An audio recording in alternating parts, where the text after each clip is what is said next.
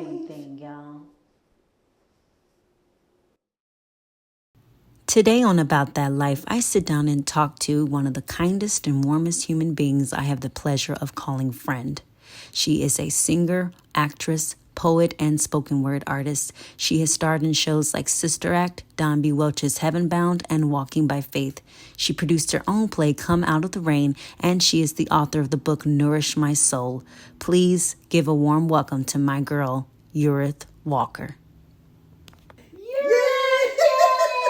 Yay! Let's do some snaps because you know, in honor of poetry and spoken word, which is, you know, that's part of your life. That's part of what we do. Yeah. So my first question is, why spoken word? You know, why is spoken word an important art form, and what does it mean to you? Wow, that's a great question. Spoken word is really awesome because you get to unleash to the audience. You get to bare your soul, if you will. It's just a wonderful thing. Many people enjoy spoken word artists, and I think one reason is because spoken word artists tell the truth. And they say things a lot of times that the audience wants to say or thinking about or have thought about, you know, but a spoken word artist or even a poet, they just come raw most of the time, whatever the subject matter happens to be. And I think it's a very important place in our society and to be able to express yourself that way because you're saying things that come from your soul, or from your experience, or experience you have witnessed, or somebody else, or whatever. So it's a beautiful thing.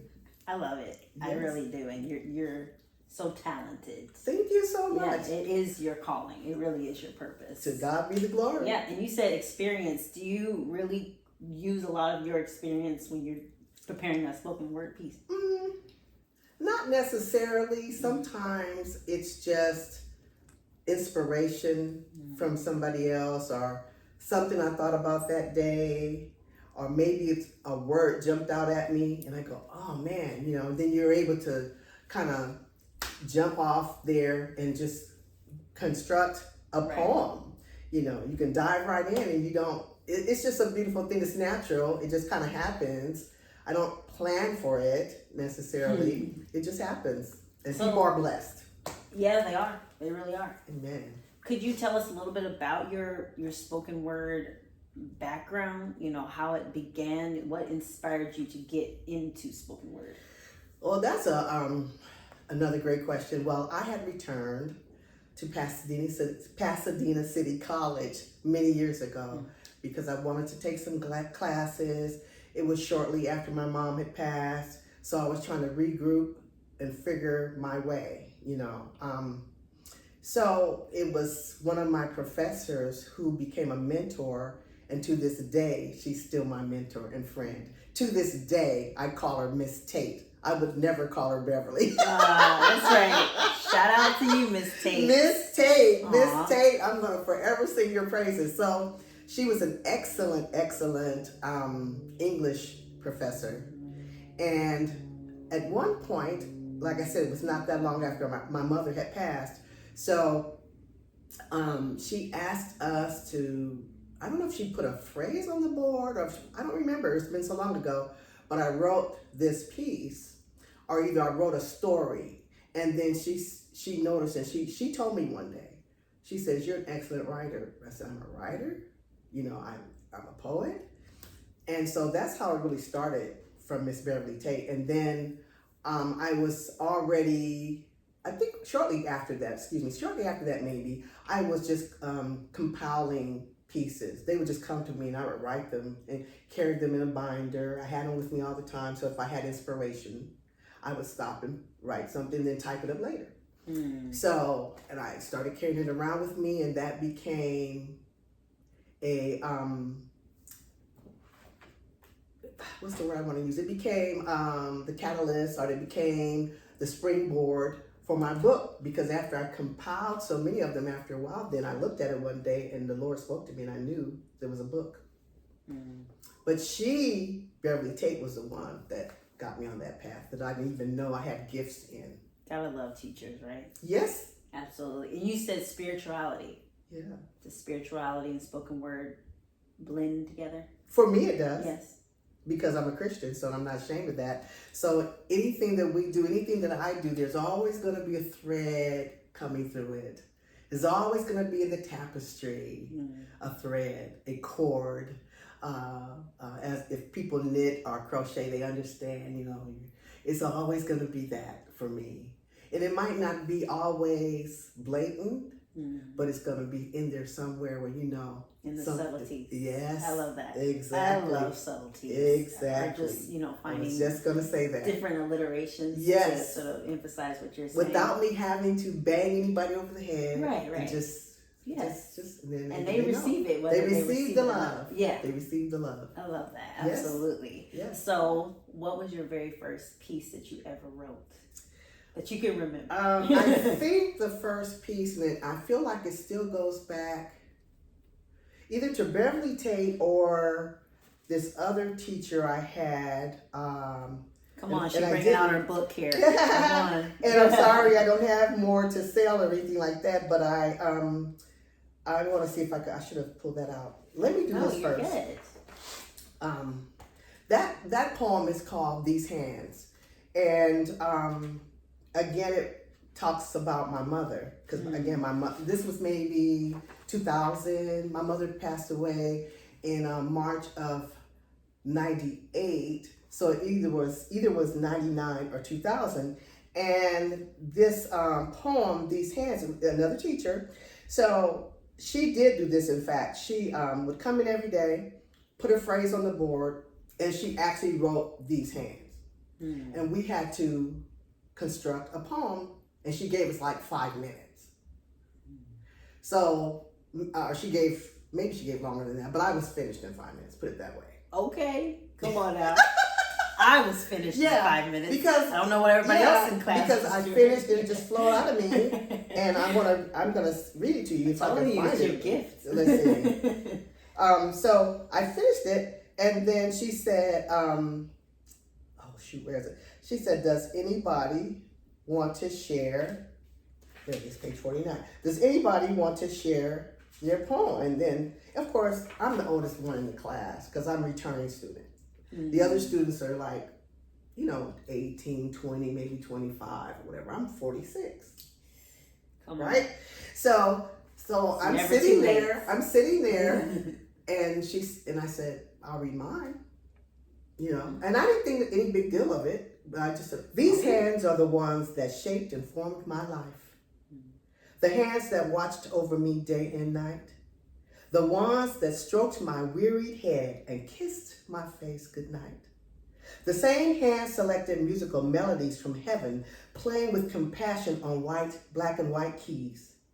These hands cooked yams, stirred collard greens, baked sweet peach cobbler, fried crispy chicken, and made homemade gravy just for me.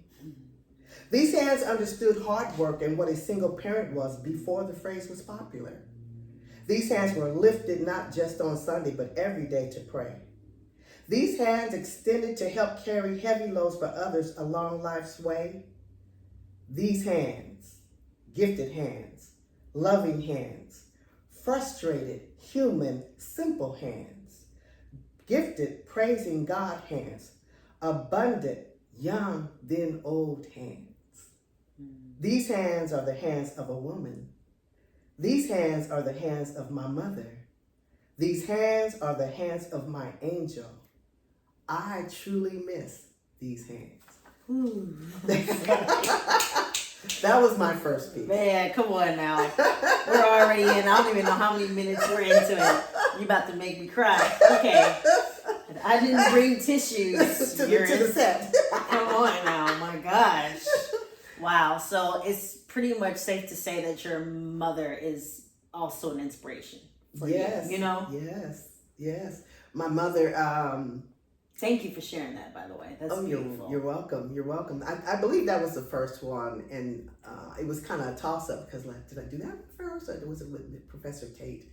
But I think that was the first one. Then this other one came after that, and that's the one. The second one that I would like to share is the one I won first place for. But yeah, my mother wasn't a poet, but at the same time, she was an artist, meaning that I grew up in the household where she played piano and organ. Wow. And we sang in gospel groups together. And I could play back in the day by ear.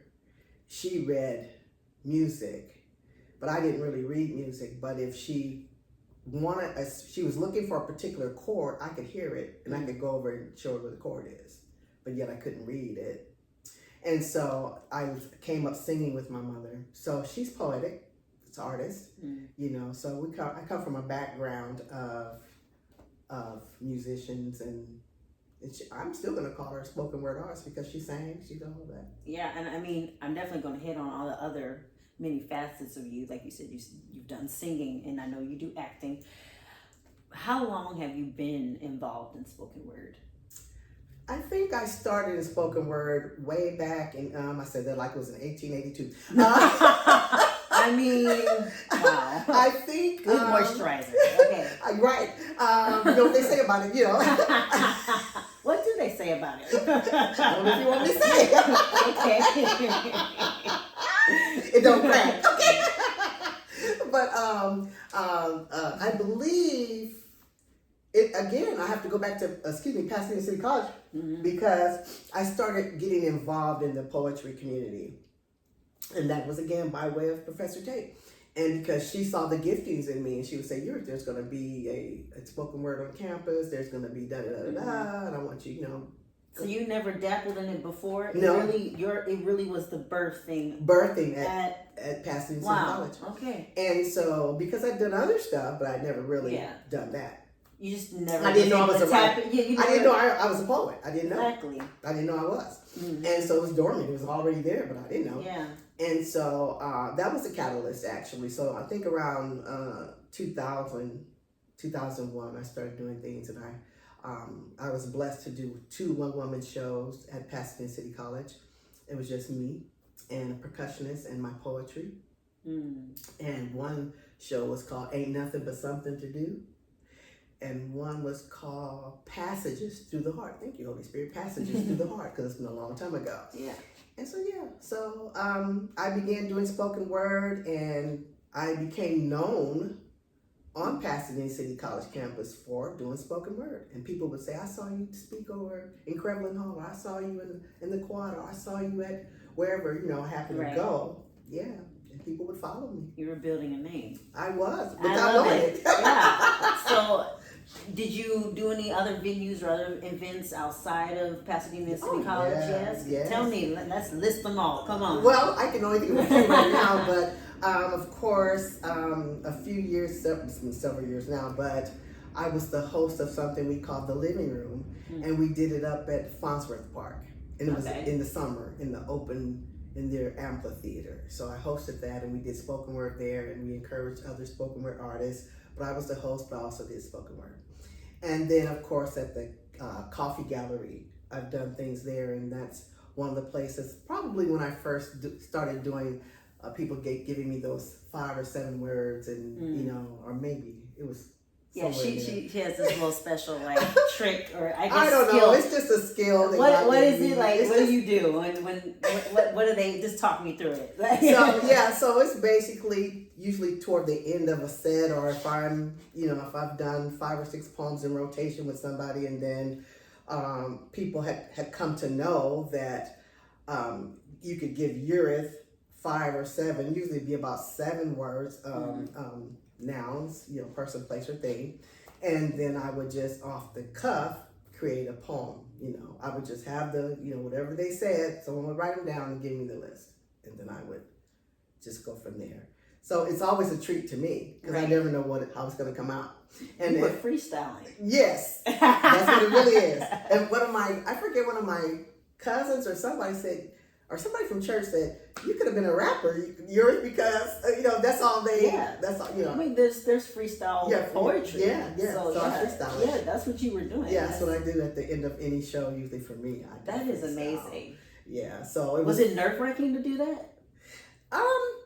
Because you're trying to meet someone's expectations, or they just not- they don't really have expectations. They're just excited to see They what you're gonna are, well, they do have expectations to see Yes. if I'm going to get every word that they've put out there and to see how I'm going to hook those words all together, do. right? So that one particular time I'm thinking about, excuse me, I have allergy nose. It's all good. One of my friends back in the day gave me, I think somebody gave me the word elephant. I remember. I have the list still at home. So funny. They gave me the word elephant. Somebody gave me the word pancake. Or something. They were really trying to test you. Elephant and pancake. They were. Okay. And I tell you what, I brought it home. Hey. I don't know. I don't know Snaps, the other one. please. Snaps. You know, but She brought it home. It's always amazing and fun to me. I don't get rattled by it. I just, it's like my brain does something. Right. And one of my other friends said, it's something like yours. It's something like you tap into something and you just stare off and I don't It's know. your gift. It's God is good. Yes, to God be the glory. Absolutely, all Yeah, the so time. A coffee gallery, Farnsworth Park, Victory Bible Church, Pasadena City College, and I've done numerous private things like meaning like an anniversary party or a birthday party or something like that. Somebody has called me and said, "Can you come do I should have had you at my wedding. Yeah. Come on. I've done that. Thank you for saying that. I did a wedding for. Oh my God! I better not say. I could say the guy's name, but I can't remember that. I know who it is. But anyway, yes. All of a sudden I can remember his name, but I can't. And she would kill me because I know her, but it had been years. That's great though. But yeah, so I did a poem for their wedding. Yeah. So I've done those type of things as well. I love it. I mean, I love the whole art form. I've never really done anything like that. I mean, I wrote a poem recently. I guess it's more of a spoken word, but that's going to bring me into my next question. What's the difference between poetry and spoken word? Poetry is on the written page. Mm-hmm. Spoken word is at the mic when you just lay in your soul, bearing your soul. But so there's poetry for the page and poetry for the stage, right? Oh. So some pieces you may end up, taking from your book and reading them. But when I think of spoken word, it's spontaneous unless you've already have something in your head that you know that you're going to perform. But stuff that you write in the book is more personal. Right. Spoken word is like, I'm here, I'm bearing my soul, no pretense, let's go. Mm. Yeah, so those are kind of the differences. And again, like I said earlier, spoken word is things that a spoken word artist can say and tap into things that people wish they could say, but they don't know how, are afraid, or would never do it. But a spoken word artist would.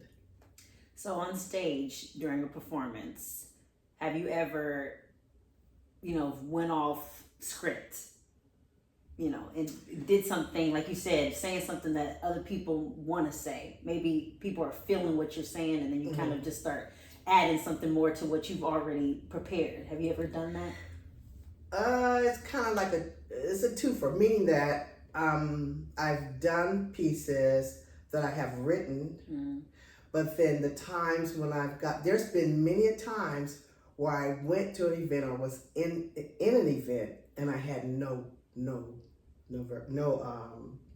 book, no anything, but I just knew the theme. Right. And then I just go from there, and then if that's the case, sometimes I've gleaned from the room, from what's in the room, what's going on in the room, whatever. And then I just infuse that in me. And so then when it's my turn, I already am pulling from what I gleaned in the room. Mm. So I don't know if that answers. No, it absolutely does. It seems like you are, like you said, it's a spiritual thing. You're going off of what's going on in the room too. Yeah, the room. Feeling the vibes as well. The vibes or the book or, Yes. or something someone said, Mm-hmm. So I just kind of hone into that. So in terms of, I don't know if you asked me, did I forget ever? No, I was just asking if you ever go off script, but yeah, in a sense, yeah. Mm-hmm. But you still keep it within what you've actually prepared. Have you ever went up there and forgotten what you were going to do? I've been, like you can forget in a monologue. You kind of have to just. For a monologue, I think I kind of flubbed a little bit before. Yeah. But when it comes to poetry, And maybe, but I'm really quick on my feet Mm. when I'm up there because, again, it's a gift. So I tap into, I maybe started rhyming something one way and then it ends up going a different way or something, but then I grab it back, And so I don't even know how to explain that, but I'm able to, in the moment, God has gifted me in the moment Right. to grab it Yeah. and to keep it where nobody knew, period. And in the case where I just off the dome, freestyling, I've done it so many times. And one time at PCC, another teacher came to the event. It was in a quad or something, and she wanted, "Is it okay if I get that poem? Can I have a copy of that poem?" And I'm going, "Oh, I'm sorry, I don't have a copy. I just," she said, "You did it off the top of your head?" Yeah, I didn't have a copy. I just did it off the top of my head. But you would never know it because it's a comfortable place to me, pretty much. Not saying I don't get nervous, but Right. but in that nervousness, I still tap into what God has given me. It's fun to me. How do you prepare for a performance? Just like the same way I would do if I have an acting role. Mm-hmm. I like to get quiet someplace and just think about what I'm gonna say, or just feel the vibes. Just pray and just, okay, God, you've given me this opportunity, so come with me. I can't do anything without you. So I pray and just try to be kind of quiet as much as possible and just know that He's with me. We go. And let's go, God. Let's go. That's what you say. Let's go, God. Let's go, God. And you start going. When you spoke about rhyme, does a piece have to rhyme for it to be spoken word? It doesn't, but it tends to be for me, because you have your ebbs and lows, your highs and lows and tides, and then you land somewhere. And for me, wherever I land, it's gonna just pull everything together, and it's probably gonna rhyme at the end. It's gonna have rhyme throughout, But for me, it works best for me. I don't know about other spoken word artists, but that's how it works for me. Yeah. And I have to talk about the acting experience. That's kind of a connection that we have. Absolutely. So, what came first, acting or spoken word? Wow. I always loved acting, but I feel like the opportunity for spoken word, I think, came first. Okay. I think, if I remember correctly.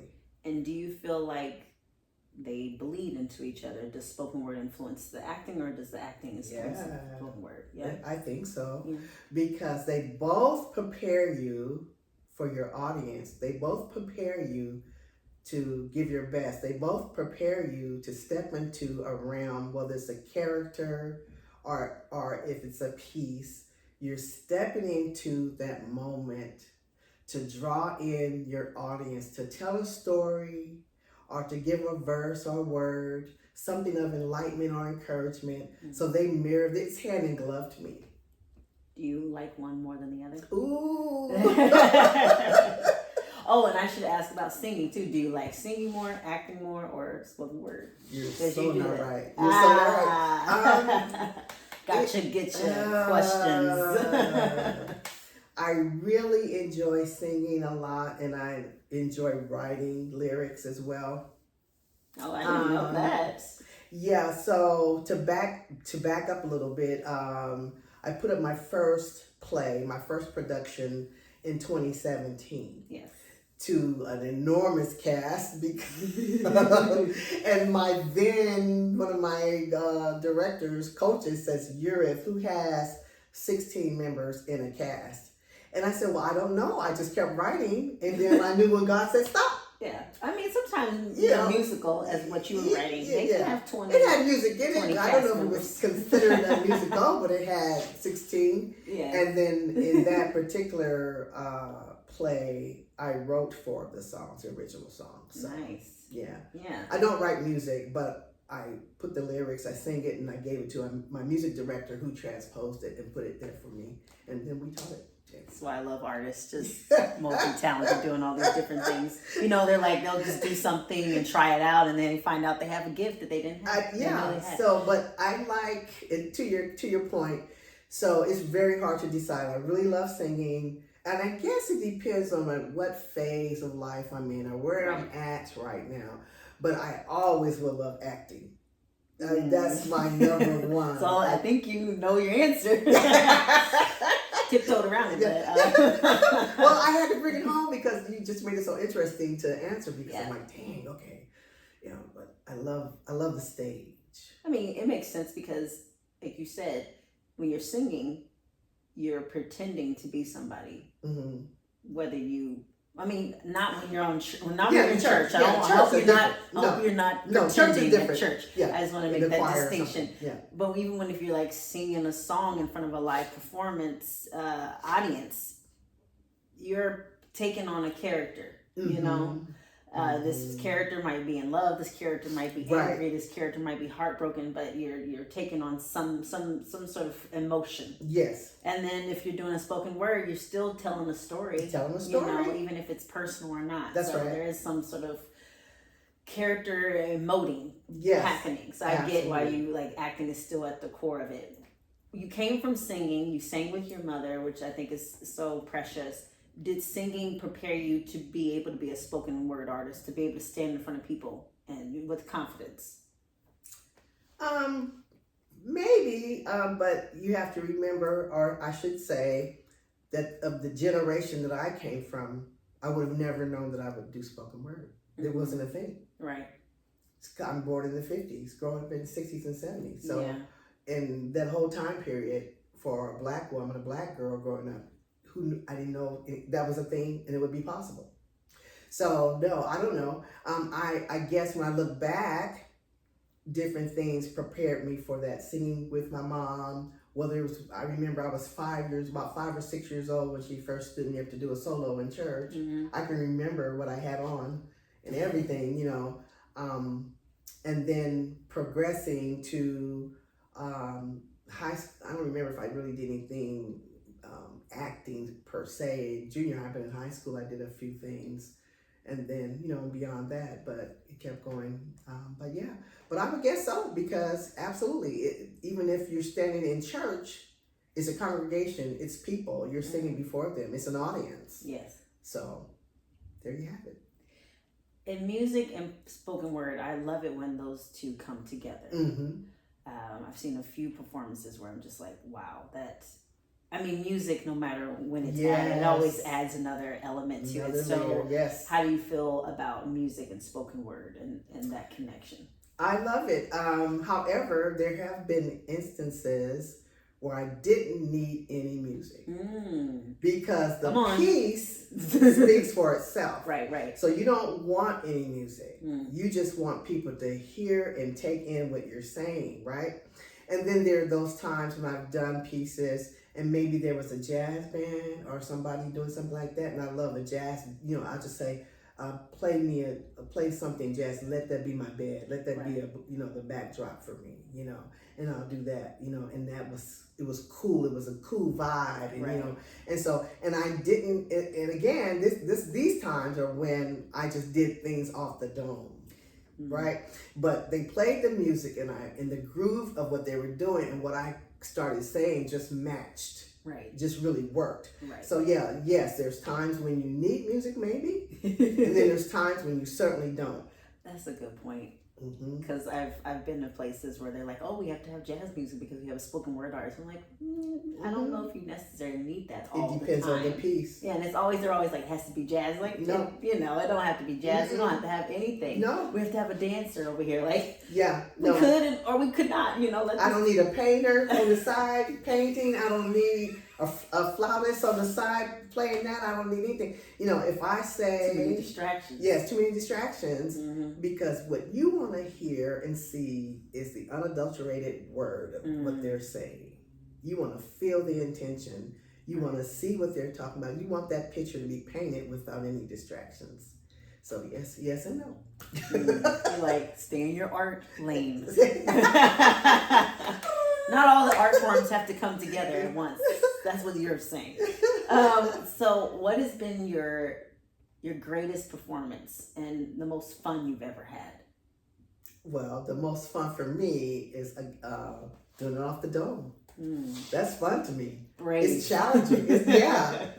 I've been told that too. Well, you're brave. I don't have any drawbacks, and I'm not saying again that I wouldn't be nervous, Right. but it's a challenge and it's fun to me.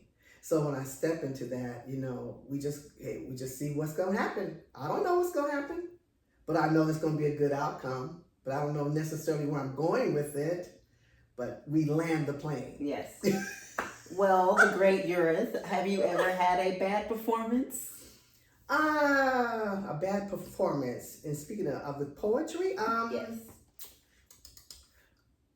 I mean, I guess in your idea, what is a bad performance? I think a bad performance would be, for me, where I totally felt like I was sucking and I had to walk off stage or something. That'd be horrifying. Yeah. That'd be horrid. Mm-hmm. Never had that.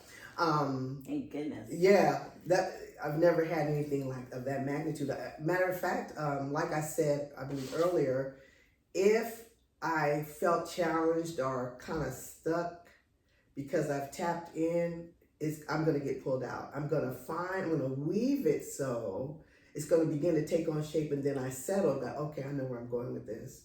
So I don't think it's a bad performance. It's just sometimes you have a little bumps or a little bump in the road or whatever when you're maybe doing something like that. But then because of the gift, because of who God is, he always brings me around. It's true. Do you like yourself? She was like, well, I just don't know. I let it set in. I was like, how do I transition into asking this question? Do you like yourself, Urith Walker? I do. I like who I am. I don't like some of the things I've been through, but I like myself. I like myself. I love myself. And I pray that if people like me or love me, that they will see the genuineness in me. And the reason I can be genuine to others is because I'm genuine to myself as much as I'm able to be in this body, in this present, in this moment. Because I love me, I can automatically love you. Because I want the best for you, I want the best for me. And I love people so much, sometimes it's to a fault, because people don't always treat you the way you treat them.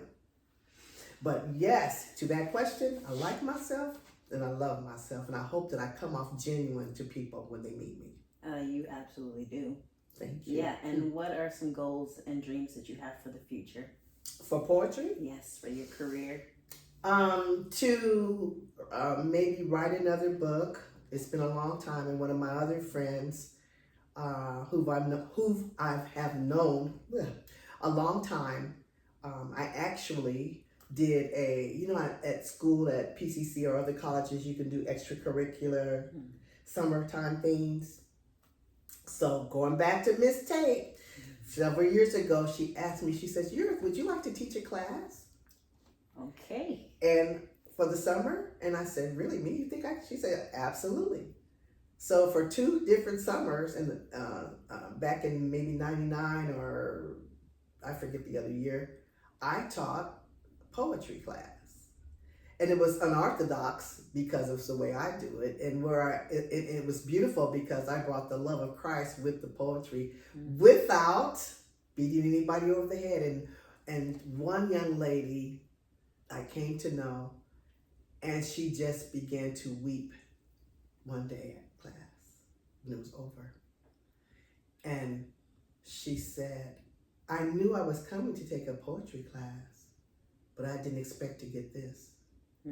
And she walked to her car crying all the way because the love of God that she felt in that room, and how I had treated them, how I had responded to them, how I paired them up, and how we talked about just simple things. But she felt the love of God, and she cried all the way to her car.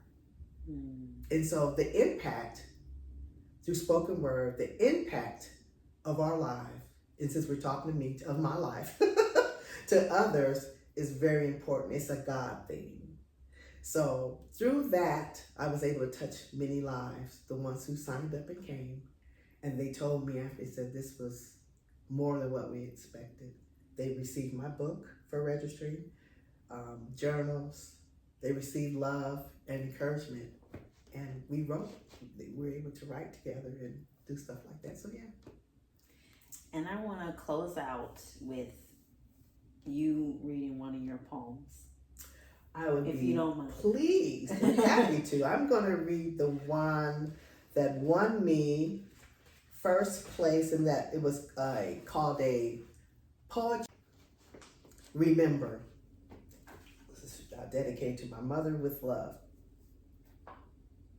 My mother used to plait my hair in the kitchen on a Saturday morning.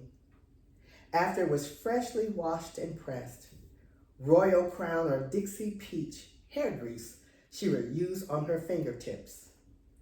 I remember the coolness of her fingers as I sat by the hot stove.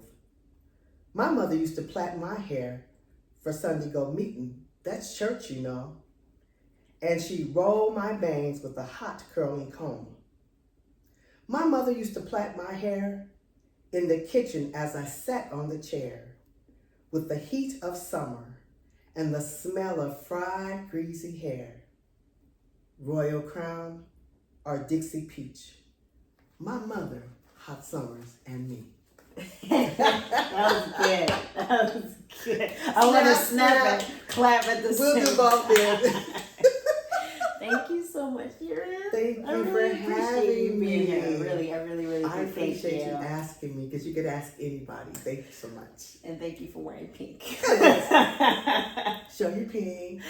And I want to say thank you to all of you for watching. Thank you for coming back for season 2. Yay, come on, baby, come season through, 2. Season 2, come through.